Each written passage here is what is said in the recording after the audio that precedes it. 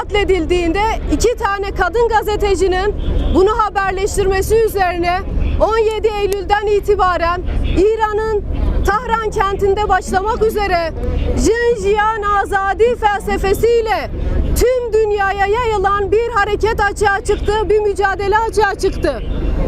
Kadın öncülüğünde, Kürt kadını öncülüğünde açığa çıkan ve Jinjiyan Azadi'nin sadece bir slogan değil, artık bir felsefe haline dönüştüğü bu süreçte öyle bir sürece evrildi ki Amerika Birleşik Devletleri'nin Los Angeles kentinde bir kavşağa Jinjiyan Azadi ismi verildi.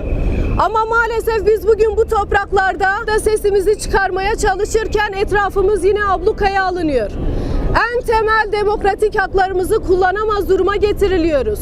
Molla rejiminin kolonları nasıl Jina Emini şahsında sarsıldıysa bu ülkede de AKP ve MHP faşist iktidarının cinsiyetçilikten kadın düşmanlığına evrildiği, kadın düşmanlığı yaptığı bu politikaları yine Kürt kadınları öncülüğünde, Türkiye kadınları öncülüğünde yıkmaya geliyoruz. Rojava'da nasıl kadın öncülüğünde bir devrim hayata geçirildiyse ve oradaki zafer bir başarı sembolüne dönüştüyse Jina Emini şahsında da bir özgürlük sembolü olarak açığa çıkmıştır. Biz Kürt kadınları başta olmak üzere dün bu politikalara karşı nasıl mücadele ettiysek bundan sonraki süreçte de bunun mücadelesini en yüksek seviyeye çıkaracağımızın sözünü veriyoruz.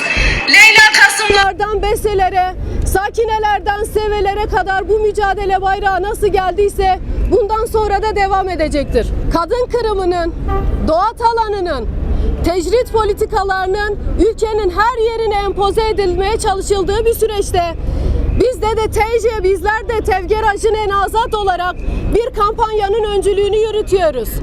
Kampanya şiarımız Jinjiyan Azadiye, Berbe Azadiyere. Gelin hep birlikte, başta Kürt kadınları olmak üzere, Türkiye kadınları, feminist örgütler, aktivistler ve tüm dünya kadınlarına sesleniyoruz. Bu kampanyamıza güç katalım, hep birlikte kadın özgürlük mücadelesini en yüksek seviyeye çıkaralım.